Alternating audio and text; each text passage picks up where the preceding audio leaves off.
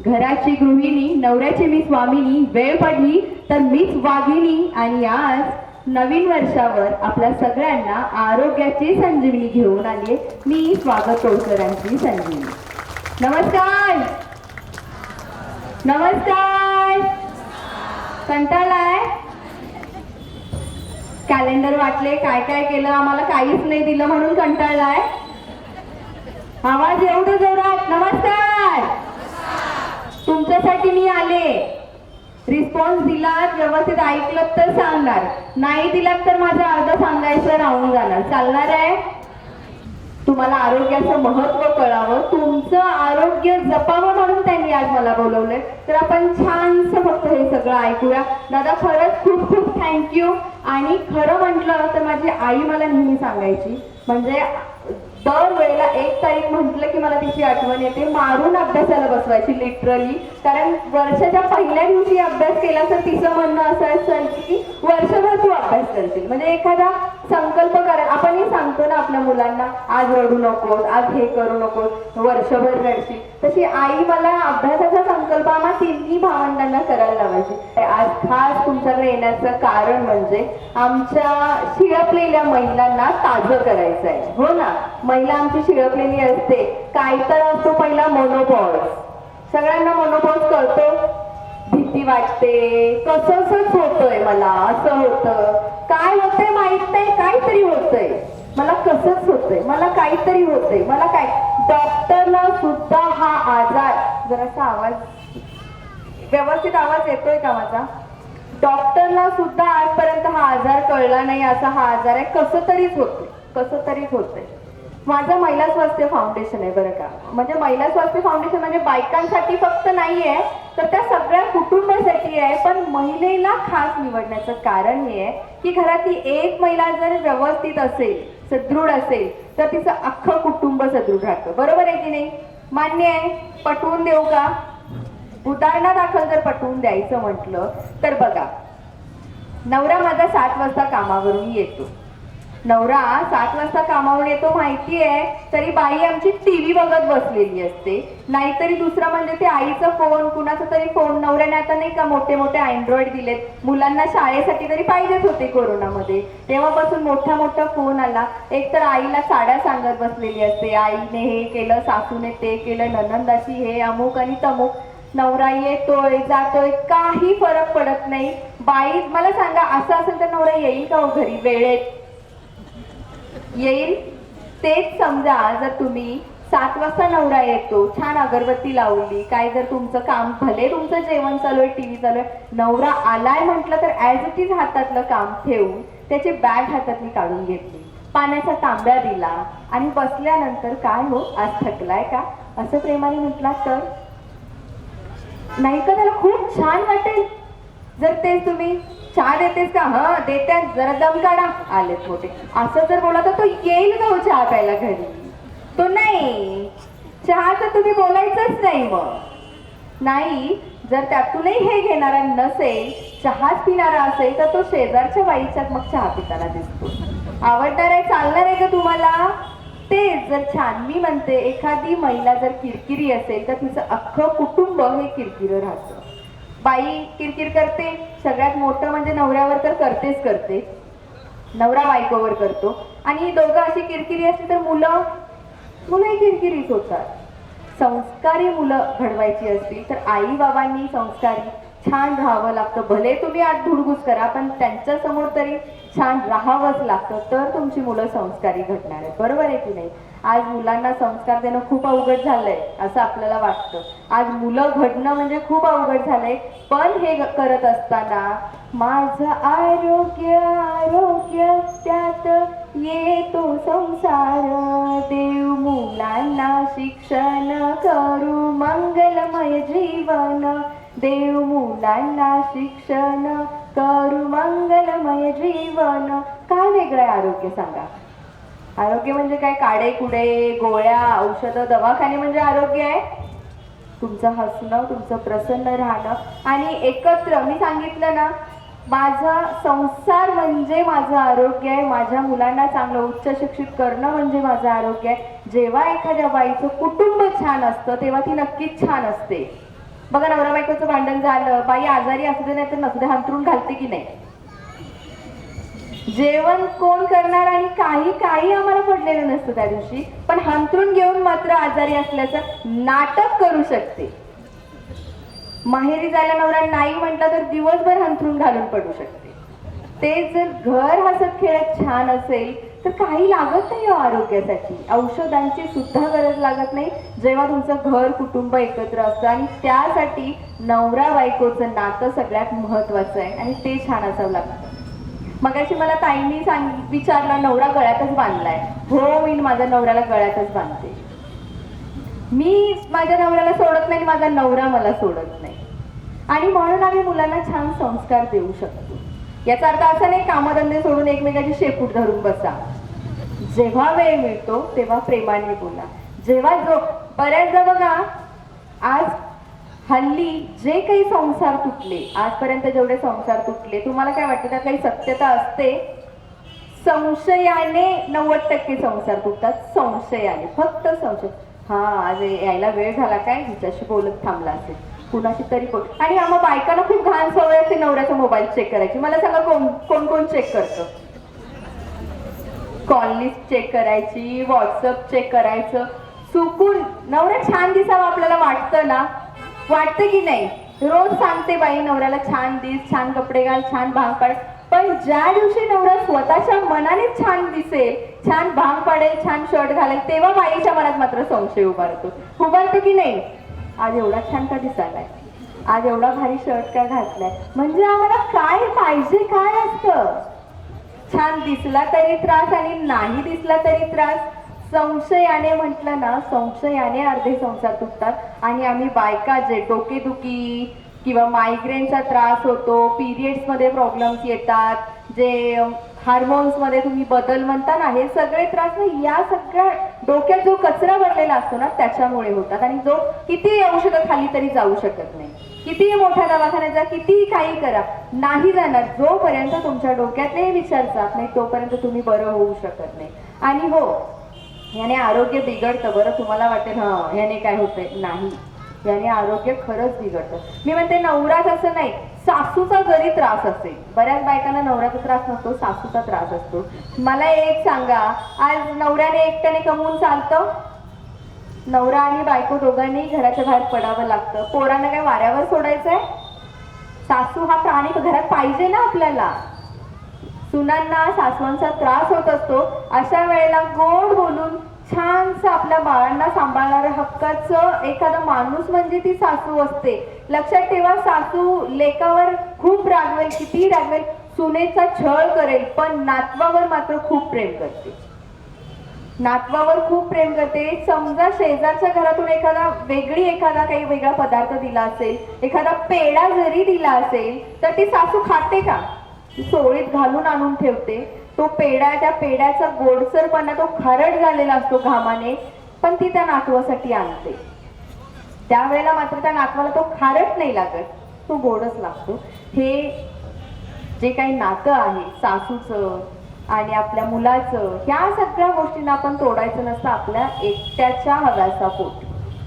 सगळेच आपल्याला हवे असतात. हे सगळे विचार डोक्यात तुम्ही शांत ठेवले ना, बघा तुमचं डोकं दुखण्याचं प्रमाण खूप कमी होतं. जे निगेटिव्ह विचार, एक्स्ट्रा विचार डोक्यात घेता याने उष्णता वाढत असते आणि शरीरामध्ये वात, पित्त आणि कफ सोडलं तर वेगळे कुठलेही आजार नसतात. तुमचे किती मोठे असू देत, कॅन्सर पर्यंत, पण या तिन्हीपासून सुरुवात होते. आणि सगळ्यात महत्वाचं, शरीरात उष्णता वाढत राहिली तर आजारी यायला लागतात.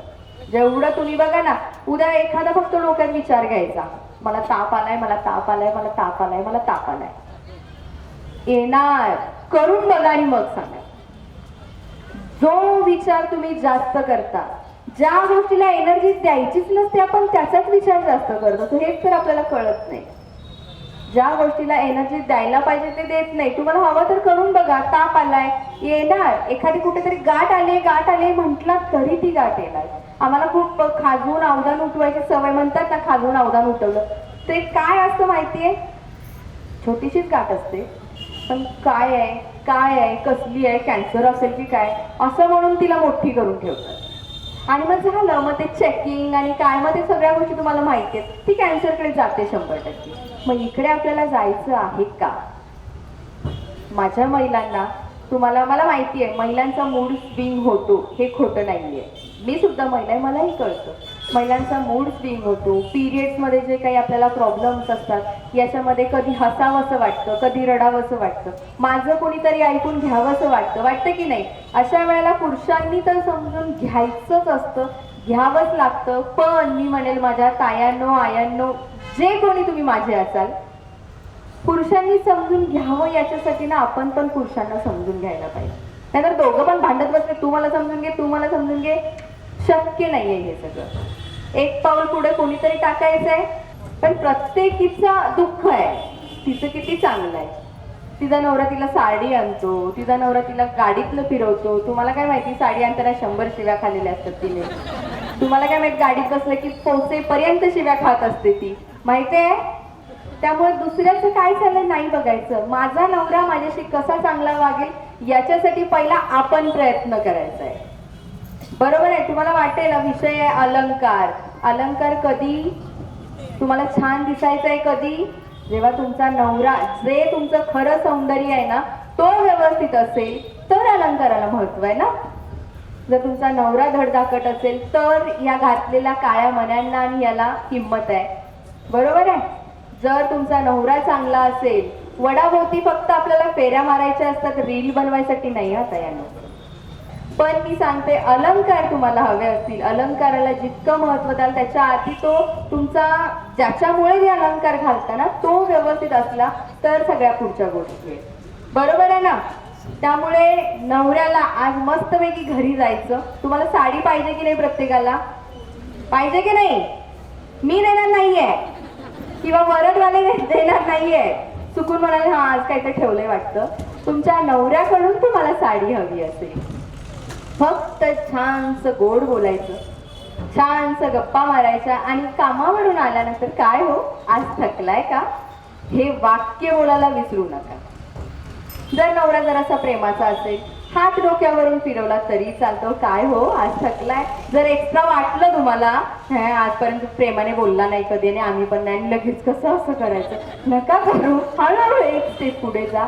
पण बोलू तरी शकतो ना आपण, काय हो आज थकलाय का, काय हो आज थकलाय का, असं जर म्हटला तर तो तुम्हाला साडी नाही, माझं हॉस्पिटल पहिला शोधायला येईल.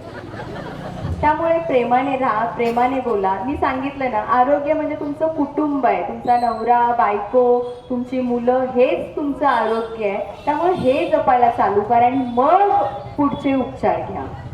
आता अलंकारावर जेव्हा येतो आपण, अलंकारामध्ये सुरुवात होते, मधून भांग पाडतात, माहितीये? आता बघितलं तर काही थोड्याफार प्रमाणामध्ये मधून भांग आहे. भांग मधून कळलं ना? आज आम्ही एवढे मोठे मोठे पफ, एवढे मोठे इकडून पफ तिकडून पफ, काय काय काय काय करतो. भांग मधून पाडायची पद्धत पूर्वीपासून आहे आणि त्याचं कारण काय आहे माहितीये का? विचार जे डोक्यात येतात. म्हणजे आता हल्ली बघा, जरा आमचं भांडण झालं की आम्ही बाई बॅगच घेते, माहेरी चालली माहेरी. जरा काही बोलायचं, त्यात लाडकी बहीण झाली ना आता बाई आमची, पैसे येतात बाबा दर महिन्याला, त्यामुळे बाई लगेच फणफणलेलीच असते. तर हे जे काही डोक्यात विचार असतात, पूर्वी बघा भांग मधून होते. पूर्वी लढाईमध्ये माहितीये ना, जर चुकून माकून नवऱ्याला काय झालं तरी बायका आगीत उडी मारायच्या, सती, बरेच प्रकार होते. तर डोक्यात हे काही विचार, चुकीचे विचार डोक्यात येत नाहीत, म्हणून हा भांग मधून पाडण्याची पद्धत होती. त्यानंतर कुंकू लावल्याने डोकेदुखीचा त्रास कमी होतो. हल्ली आपण काळाच्या याच्यामध्ये कुंकू लावून आपण नाही राहू शकत, घाम, आता मी एवढा वेळ कुंकू लावून नसतेच राहू शकले ना, घाम येतो, काय येतो. पण संध्याकाळी कुंकू जसं लावतो आपण, करंगळीच्या बाजूचं बोट, पूर्वी कुंकू लावायचे ठसठसीत, माहितीये ना, फक्त त्या कुंकुवाच्या ठिकाणी, टिकलीच्या ठिकाणी एक 30 सेकंड तुम्ही रोज मसाज करत चला. कारण कुंकू लावताना तो मसाज करूनच लावलं जायचं. टिकली लावा दिवसभर चालेल, फक्त 30 सेकंड मसाज करायचा. याने सुद्धा तुमचं जे रोज डोकं दुखत असतं ना, ते जे काही प्रमाण आहे ते कमी येतं. किंवा गोंधन काढायचे, माहितीये ना, त्याने सुद्धा डोकेदुखी कमी होते. मायग्रेनचा त्रास असेल तोही कमी होतो. डोळ्याच्या बाजूला मी गोंधन काढलंय बघा, हे आत्ताच नाहीये, पूर्वी पण बायका काढायच्या. पूर्वी ही पद्धत खूप होती, इथे इथे इथे बऱ्याच हातांवरती आणि कुठे कुठे काढलं जायचं. तर इथे जे गोंधन आहे डोळ्याच्या बाजूला, त्याने डोळ्यांचे कोणतेही प्रॉब्लेम्स होत नाही, चष्मा लागत नाही, काच बिंदू, मोती बिंदू, डोळ्यावरती पडदा येतो, मांस चढतं, हे जे काही प्रॉब्लेम होते. पूर्वी असं एवढं काही बघायला होतं का? 100 गाठत आली तरी चष्मा नव्हता कुणाला. तर हे पॉइंट्स असतात. नाक टोचल्यामुळे तुमच्याकडे जे काही तुमचे हार्मोन्स बदल होत असतात, तर हे सगळे व्यवस्थित व्हायला त्याने मदत होत असते. कान टोचले जातात. कान फक्त टोचतात, छान छान कानातलं घालायला नाही. कान टोचल्याने तर खूप काही फायदे. आपण लहान मुलांना सुद्धा 12 दिवसाच्या आधीच कान टोचतो, माहितीये ना. त्याने त्यांचा मेंदू चांगला विकसित होत असतो, म्हणून लहान मुलांना बाकी सगळं करायच्या आधी कान टोचतात बघा. मेंदू चांगला विकसित होतो. नम्रतेची भावना राहते. नम्रतेची भावना म्हणजे काय? आपण सॉरी म्हणताना कसं म्हणतो? सॉरी सॉरी करतो का? पहिला कान पकडतो की नाही, सॉरी सॉरी. ती नम्रतेची भावना राहते, मेंदू विकसित होतो. बरेच म्हणजे मेंदू जे काही तुम्ही शिकवता सांगता ते ग्रास्पिंग करण्याची पॉवर जास्त वाटते, म्हणून लहान मुलांना सगळ्यात आधी कान टोचला जातो, कारण त्यांचा मेंदू बालवयात सुरुवातीला त्यांचा मेंदू चांगला विकसित व्हावा. हातात बांगड्या घातल्या जातात. बांगड्या शक्यतो काचेच्या असाव्या. बांगड्या घातल्याने त्या घर्षण होतात, रक्तवाहिन्या चांगल्या चालतात, गर्भाशयातील जे काही दोष आहेत ते सुद्धा कमी व्हायला मदत होतात. बऱ्याच बायकांना बघा पिशवी काढणे, असे बरेच गर्भाशयाचे प्रॉब्लेम, गाठ उठली, सिस्ट झाली, मग बायका सगळ्या बऱ्यापैकी पिशवीच काढायला जातात डायरेक्ट. तर हे सगळे त्रास कमी होतात. गळ्यात मंगळसूत्र जे घालतात, पूर्वीचे मंगळसूत्र माहितीये का, वाट्या इथं टेकलेल्या असायच्या. मी आता नावाची घातली पण तरी सुद्धा माझी शॉर्ट आहे. तर थायरॉइडचा जो काही त्रास असतो इथे टेकल्यामुळे, थायरॉइडचा जो त्रास असतो सोनं इथं टेकल्यामुळे तो कमी होतो. बऱ्याच बायकांना थायरॉइड असतो, बऱ्याच म्हणण्यापेक्षा सगळ्याच बायकांना हल्ली थायरॉइड असतो. पिरियडचा प्रॉब्लेम आला, थायरॉइड निघाला, वजन वाढलं, थायरॉइड निघाला. थायरॉइड सगळ्यांना आहे, तर तो कमी व्हायला मदत होते. पायामध्ये चांदीचं पैंजण घातल्याने उष्णता कमी होते. जोडवी घातल्याने, चांदीच्या जोडवी घातल्यामुळे जे काही तुमच्या हार्मोन्समध्ये बदल होत असतात, तुम्ही चंचलपणा वाढत असतो, तर तो आटोक्यात राहायला, तो संयमित राहायला मदत होते. असे बरेचसे तुम्हाला उपयोग आहेत, बरेच. आणि हे सगळे घातल्यानंतर हल्ली बघा तुम्ही डिलिव्हरी करत असताना सगळे सीझर करून घेता. तर पूर्वी ह्या सगळ्या गोष्टी होत्या. साडी नेसली जायची. साडी नेसत असताना शक्यतो कॉटनची साडी असावी. बघा आपण रोज साडी नेसतो, रोज एकाच ठिकाणी बांधून आणि ती थोडीशी लूज बांधावी. रोज एका ठिकाणी बांधून जखम झालेली असते. भले तुम्ही कॉटनची नेसत नसाल, भले तुम्ही कोणतीही नेसत असाल, ड्रेस घालत असाल, पण ती नेसत असताना थोडीशी लूज असावी, कारण एकाच ठिकाणी रोज ती कचकून बांधल्यामुळे ना तिथे जखम होऊ शकते, मोस्टली होते बायकांना. आणि ती जर जखम वाढत गेली, जर ती वाढायला लागली, स्प्रेड झाली, काळी झाली, खूपच वाढली, तर मग तो कॅन्सरकडे सुद्धा परिणाम होऊ शकतो. हल्ली पेटिकोट कॅन्सर हा सुद्धा नवीन प्रकार आलाय. हल्ली आजारांची नावं तुम्ही काही सांगूच नका, ढीग ते वाढतच जातात. त्यामुळे आपण आपल्या आपल्या पद्धतीने थोडं थोडं करून प्रिकॉशन्स घ्यायला हवं. पूर्वी नऊवारी नेसली जायची, माहितीये ना, आवळून साडी नेसली जायची, पण ती कॉटनची होती. ते मोठं केळ असायचं. बायकांची पोटं सुटलेली होती का? एक तरी अशी बाई होती का एवढं मोठं पोट सुटल्याने नऊवारी घातलेली? पोटं सुटलेली नव्हती, चवळीच्या शेंगेसारख्या बायका होत्या, त्यांचं सांगणं तेवढं होतं. आज आमच्या आया नऊवारी तर सोडा, हल्ली हळूहळू सहावारीत आल्या, सहावारीतून मग ड्रेसमध्ये आल्या, ड्रेसमधून जीन्समध्ये, जीन्समधून आणि शॉर्टमध्ये. सगळं घालायचंच असतं, पण आठवड्यातून 4 दिवस तरी तुम्ही पूर्णपणे अलंकार धारण करा. रोज करा मी म्हणत नाही, एखादा उपाय जास्त केल्याने तो जास्त पण होऊ शकतो, बरोबर ना. एखादा औषध बरं झालं तरी खात राहिला खायचं, त्याचे साईड इफेक्ट होतात ना. तसं रोज करू नका, आठवड्यातले 4 दिवस करा, पण बांगड्या घाला, नाकात घाला, पायात घाला, आठवड्यातले 4 दिवस. मी सांगत नाही तुम्हाला गोव्याला गेल्यावर साडी घालून जा, नथ घालून जा, सगळं एन्जॉय करायचंय, सगळं भोगायचंय, पण आरोग्याची सुद्धा तितकीच काळजी घ्या.